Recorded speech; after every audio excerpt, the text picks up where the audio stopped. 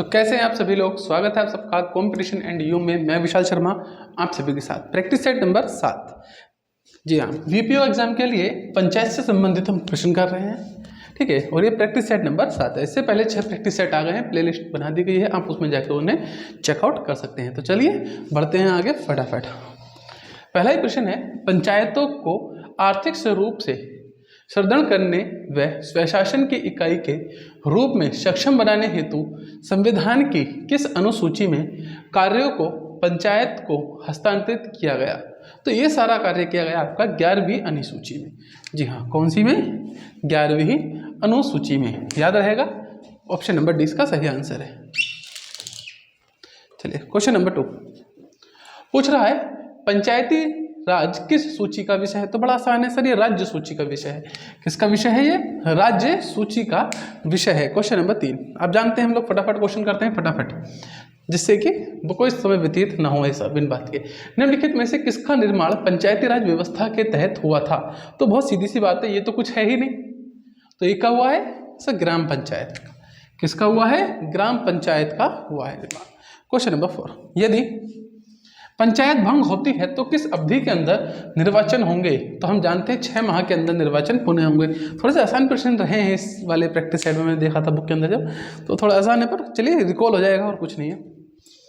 ग्राम सभा की बैठक की गणपूर्ति के लिए कितने सदस्यों का न्यूनतम होना आवश्यक है। तो हम जानते हैं 1/5 का होना जरूरी है, 1/5 का। क्वेश्चन नंबर 5 का आंसर हो जाएगा ऑप्शन नंबर डी। चलिए देखते हैं 6 नंबर को। उत्तर प्रदेश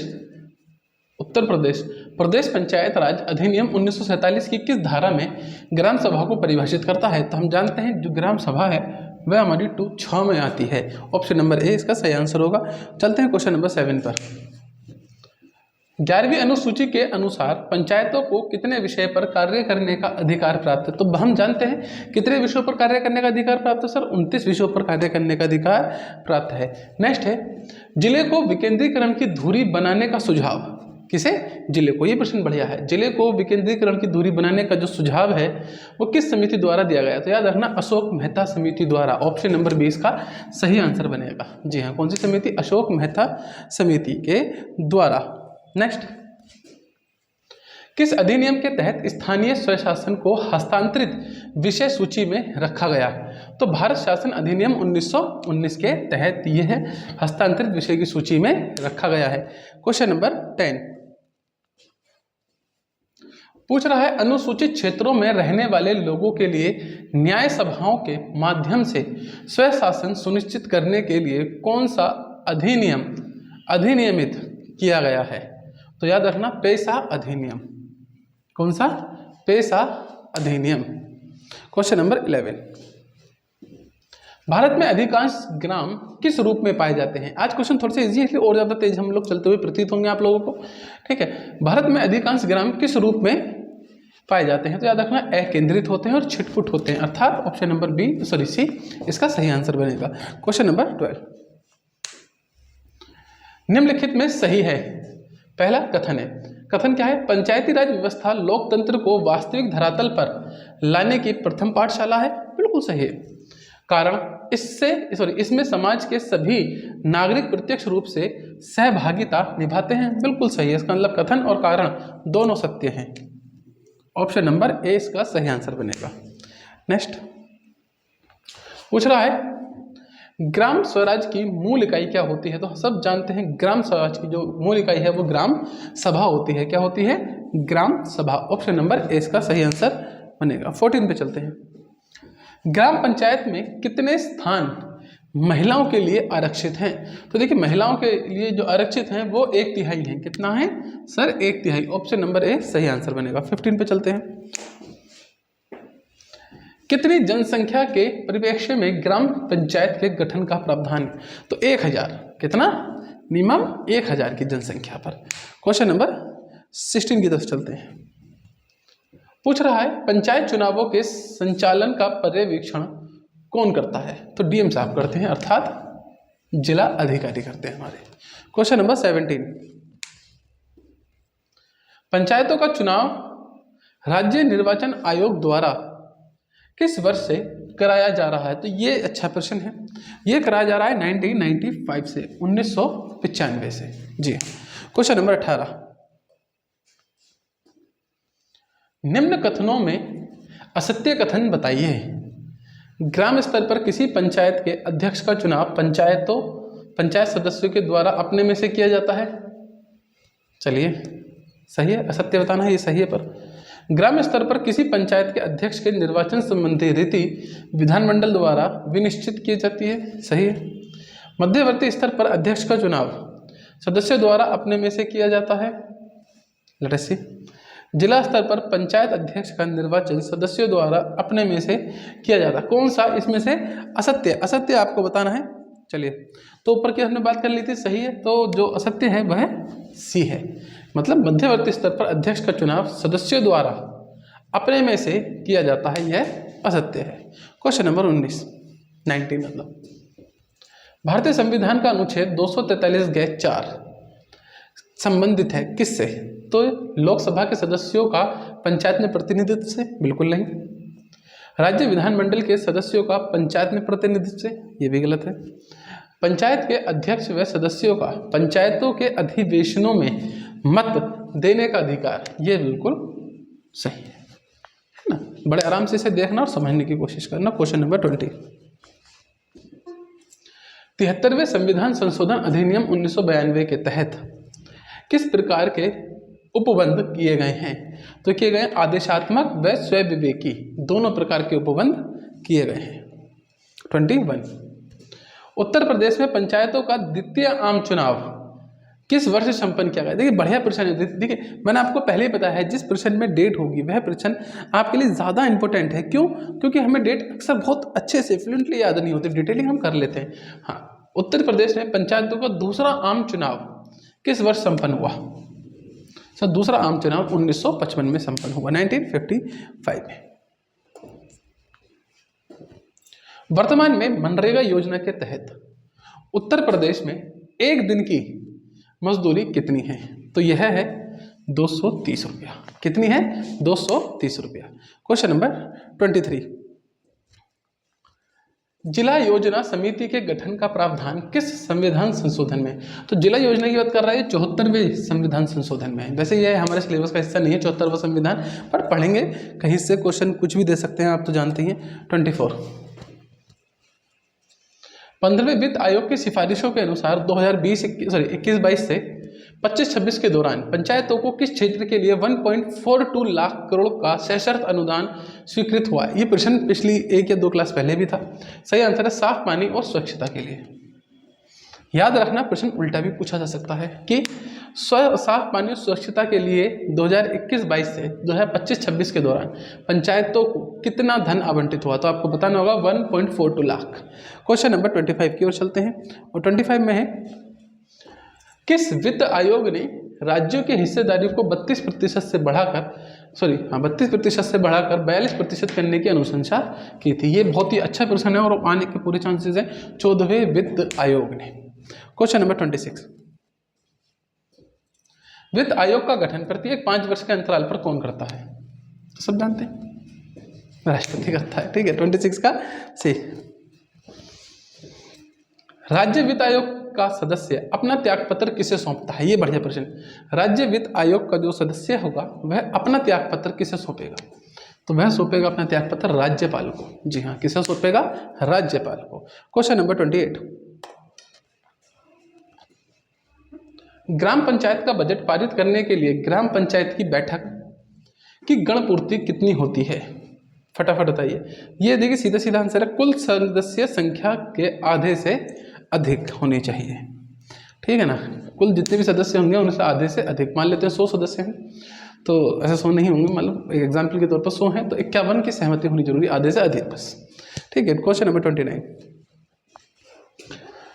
निम्नलिखित में से कौन सा पंचायतों द्वारा अपने संसाधनों से उत्पन्न कर के अत्यंत कम होने के कारण है? राज्यों द्वारा पर्याप्त कराधान शक्तियों का हस्तांतरण न करना, नौकरशाही का अत्यधिक नियंत्रण, दोनों सही लग रहे हैं, पंचायतों द्वारा वित्तीय अधिकारों के प्रयोग की अनिच्छा, या उपरोक्त सभी? तो ये सभी हैं। ठीक है ना। इसका कहने का मतलब है, प्रश्न समझ लीजिए, ये कह रहा है निम्नलिखित में कौन सा पंचायतों द्वारा अपने संसाधनों से उत्पन्न कर के अत्यंत कम होने के कारण, मतलब जो पंचायत है हमारी वो कर उगा ही नहीं पाती। उत्तर प्रदेश में तो कोई भी पंचायत टैक्स वसूल ही नहीं करती है ना, ऑलमोस्ट जीरो है। तो क्यों है ये, तो उसके कुछ कारण है, ठीक है ना। चलिए क्वेश्चन नंबर 30 क्या पूछ रहा है, निम्नलिखित अनुपलब्धता प्रमाण पत्र किस प्रपत्र संख्या पर जारी किया जाता है। ये क्या आता है, बी 10 पर।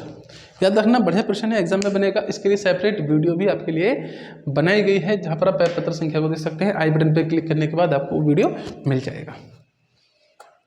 चलिए क्वेश्चन नंबर 31, रजिस्ट्रीकरण की प्रक्रिया में प्रपत्र संख्या 1 का संबंध है तो जन्म व सूचना पत्र से। सेम ये डिटेल सारी आपको प्रपत्र कितने हैं, कैसा है, जो अभी आई बटन पे आपने दिखा था पीछे, उस पर क्लिक करिए, आपको पूरा वीडियो देखने के लिए मिल जाएगा। फिलहाल आंसर है जन्म सूचना पत्र। 32, जन्म मृत्यु रजिस्ट्रीकरण अधिनियम 1969 अर्थात 1969 के तहत राज्य सरकार द्वारा नियुक्त सर्वोच्च अधिकारी कौन होता है, तो ये होता है मुख्य रजिस्ट्रार। कौन होता है, मुख्य रजिस्ट्रार। याद है ना, राज्य सरकार के तहत पूछ रहा है। अगर केंद्र सरकार के तहत पूछा होता तो आंसर होता महारजिस्ट्रार। तो इस चीज को भी ध्यान रखना होगा।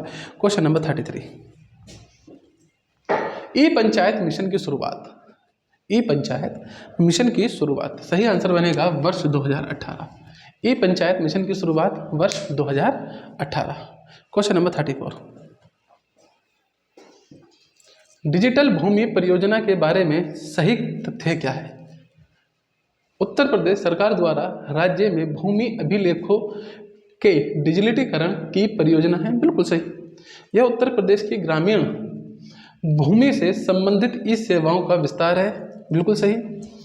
यह शासन सेवा वितरण प्लेटफॉर्म का कुशल मॉडल है, बिल्कुल सही। ऑप्शन नंबर डी तो आंसर हो जाएगा। क्वेश्चन नंबर 35 को देखते हैं क्या कहता है। उमंग ऐप कितनी भाषाओं में काम करता है, ये बढ़िया प्रश्न है। कमेंट में आंसर बताइए, उमंग ऐप कितनी भाषाओं में काम करता है, तो ये करता है 13 भाषाओं में काम। कितनी भाषाओं में काम करता है, ये 13 भाषाओं में काम करता है। क्वेश्चन नंबर 36 की तरफ चलते हैं। प्रधानमंत्री किसान सम्मान निधि योजना, मैंने आपको बताया था कोई भी योजना, कोई भी चीज जैसे इसके अंदर तारीख है, डेट है एक पर्टिकुलर, वह बहुत अच्छे से याद करना। तो फिलहाल प्रश्न है, प्रधानमंत्री किसान सम्मान निधि योजना कब प्रारंभ की गई, तो याद रखना 1 फरवरी 2019 को। प्रधानमंत्री किसान सम्मान निधि योजना 1 फरवरी 2019 को। प्रश्न नंबर 37, प्रधानमंत्री आवास योजना ग्रामीण कब प्रारंभ हुई। प्रधानमंत्री आवास योजना ग्रामीण कब प्रारंभ हुई, तो याद रखना प्रधानमंत्री आवास योजना ग्रामीण 2016 में प्रारंभ हुई थी। कब हुई थी, 2016 में, प्रधानमंत्री आवास योजना ग्रामीण। क्वेश्चन नंबर 38,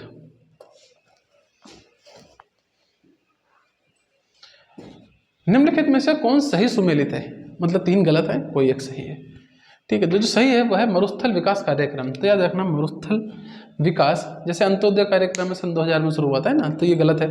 मरुस्थल विकास कार्यक्रम कब शुरू हुआ, 1977-78, यही एक सही है, बाकी इसमें गलत है। क्वेश्चन नंबर 39 की बात करते हैं। 39 का आंसर देखते हैं। ग्रीन कार्ड योजना का संबंध है, ग्रीन कार्ड योजना का संबंध किससे है, तो ग्रीन कार्ड योजना का जो संबंध है वो परिवार नियोजन से है। किससे है, परिवार नियोजन से। ग्रीन कार्ड योजना का संबंध परिवार नियोजन से है। क्वेश्चन नंबर 40 की तरफ चलते हैं, और 40 में भी क्या लिखा है देखते हैं। महात्मा गांधी राष्ट्रीय ग्रामीण रोजगार गारंटी अधिनियम के अंतर्गत लाभ प्राप्त करने का पात्र कौन है, ठीक है ना। सीधी सी बात है, केवल अनुसूचित जाति और जनजाति परिवारों के व्यक्ति, बिल्कुल नहीं। गरीबी रेखा से नीचे बीपीएल परिवारों के व्यक्ति, बिल्कुल नहीं। सभी पिछड़े समुदायों के परिवारों के व्यक्ति, बिल्कुल नहीं। सही आंसर है किसी भी परिवार का वयस्क सदस्य, ठीक है ना, बिल्कुल सही। Question number 41, common service centre योजना का उद्देश्य क्या है, तो सीधी सी बात है ये रोजगार तो देगा नहीं, तो ई सेवा प्रदान करना है ना, सीधा सीधा सीसी सेंटर ई सेवा तो प्रदान करता है आपको। क्वेश्चन नंबर 42,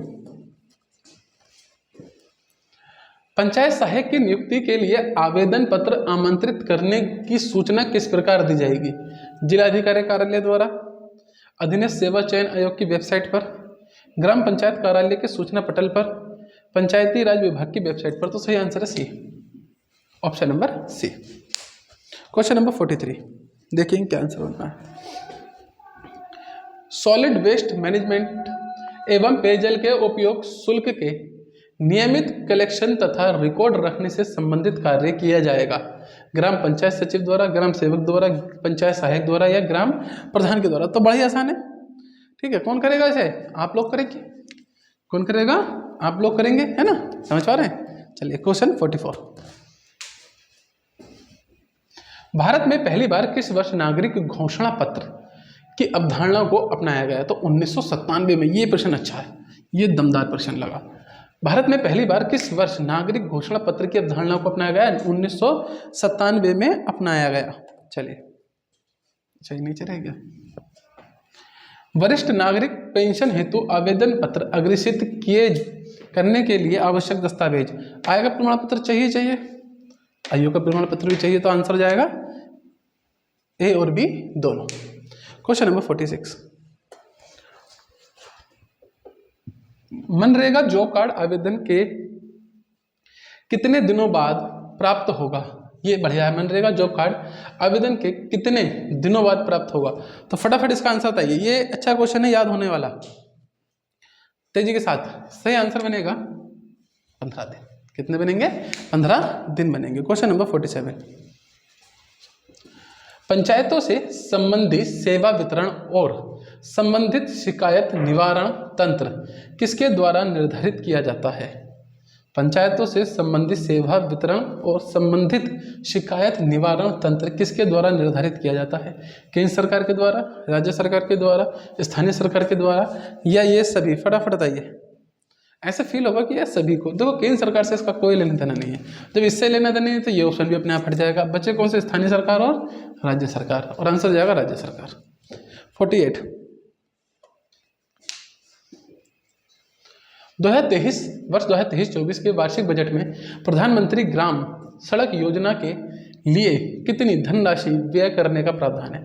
प्रधानमंत्री ग्राम सड़क योजना के लिए 19,000 करोड़। कितना? 19,000 करोड़। ऑप्शन नंबर डी इसका सही आंसर है। क्वेश्चन नंबर 49, उत्तर प्रदेश में मुख्यमंत्री आवास योजना ग्रामीण, सर सीधे सीधे याद रखो, फरवरी 2018। मुख्यमंत्री आवास योजना ग्रामीण वर्ष 2018 माह था फरवरी का। क्वेश्चन नंबर 50, उत्तर प्रदेश मुख्यमंत्री समग्र ग्राम विकास योजना, मुख्यमंत्री समग्र ग्राम विकास योजना, सेम आंसर, वर्ष 2018। Option number B. चलिए चलते हैं फटाफट 51 पर।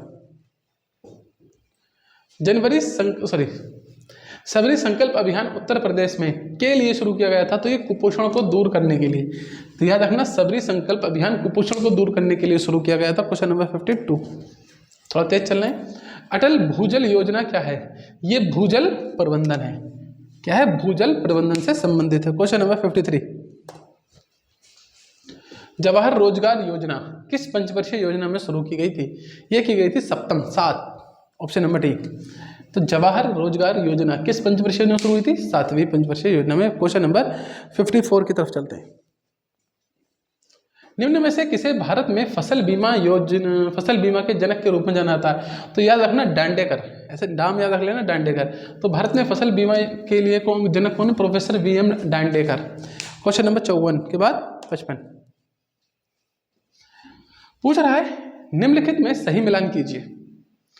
तो सही मिलान चलिए देखते हैं। ग्रामीण आवासीय योजना, ग्रामीण आवासीय योजना तो सही है, यही सही है। ए का ए होना चाहिए, तो देखो यहाँ नहीं है, ए का ए यहाँ भी नहीं है, ये दोनों ऑप्शन बचते हैं। ग्रामीण विद्युतीकरण योजना, ये भी सही है। ग्रामीण विद्युतीकरण योजना 1969 से 70 सही है, मतलब बी का 2 होना चाहिए, यहाँ भी है और यहाँ भी है। 10 लाख कूप योजना 1989, यही सही है। सी का 3, यहाँ C3 नहीं है, ये भी हटा दो आप। ऑप्शन है ए। डी का 4 हो जाएगा, गांधी ग्राम योजना 1995-96, ठीक है ना। अब देखो ये बड़ा अच्छा, अगर आपको डायरेक्ट ये याद होती गांधी ग्रामीण योजना, तो डी का 4 और डी का 4 सिर्फ एक ही ऑप्शन में है, तो इसमें थोड़ी सी हेल्प आपको मिल जाती है, याद रखना है ना। इस प्रकार के क्वेश्चन में हल्की सी भी झलक आपको मिल जाती है तो आपको थोड़ी सी आसानी होती है हमेशा, ठीक है। चलिए फिलहाल आंसर क्या, ऑप्शन नंबर ए। 56, राष्ट्रीय ग्राम स्वराज अभियान के तहत किसको प्राथमिकता नहीं दी जाएगी? तो शहरों में भी गरीबों से मुक्ति। तो शहरों का है मतलब ही नहीं था, तो जल पर्याप्त गाँव, बच्चों का अनुकूल गाँव, गाँवों में गरीबी उन्मूलन, आंसर हो जाएगा डी, इसे प्राथमिकता नहीं दी जाएगी, है ना। ये क्वेश्चन ही ग्राम का था, है ना। 57,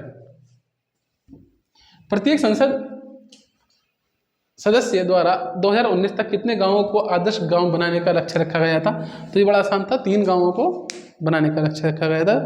नेक्स्ट 58 क्या कह रहा है? अधिनियम की किस धारा के अंतर्गत रजिस्टर के प्रारूप के बारे में वर्णन किया गया है? तो रजिस्टर के प्रारूप के बारे में धारा 16 में वर्णन किया गया है। किसके अंदर? धारा 16 के अंदर वर्णन किया गया है। क्वेश्चन नंबर 59, भारत में पंचायतों की संख्या कितनी है? आंख बंद करके याद, 2.5 लाख से अधिक है। कितनी है सर? 2.5 लाख से अधिक। सर 2.5 लाख से अधिक है तो ये भी लगा दें क्या, ये भी थी, ये भी थी क्या? ऐसा नहीं होगा, ठीक है ना। क्वेश्चन नंबर 60, उत्तर प्रदेश पंचायती राज विभाग द्वारा वर्तमान में किन प्रमुख कार्यक्रमों का क्रियान्वयन किया जा रहा है? तो ग्रामीण स्वच्छता कार्यक्रम का बिल्कुल सही, पंचायती राज पदाधिकारियों व कर्मियों के प्रशिक्षण कार्यक्रम का बिल्कुल सही, भूख मुक्ति व जीवन रक्षा गारंटी योजना, option number D. Question number 61, भूमि प्रबंधक समिति का कार्य नहीं है, अर्थात 3 इसमें कार्य हैं, एक नहीं, उसे पहचानना है। भूमि का बंदोबस्त तथा प्रबंध, बिल्कुल सही। वन तथा वृक्षों का विकास, बिल्कुल सही। आबादी स्थलों तथा ग्राम संचार साधनों का अनुरक्षण तथा विकास, बिल्कुल सही। ये नहीं है इसका मतलब, है ना। नेक्स्ट क्वेश्चन नंबर 62, ग्राम सभाओं के जन्म मृत्यु रजिस्टर को उचित ढंग से पूर्ण करने का कार्य किसका होता है? फटाफट बताएंगे।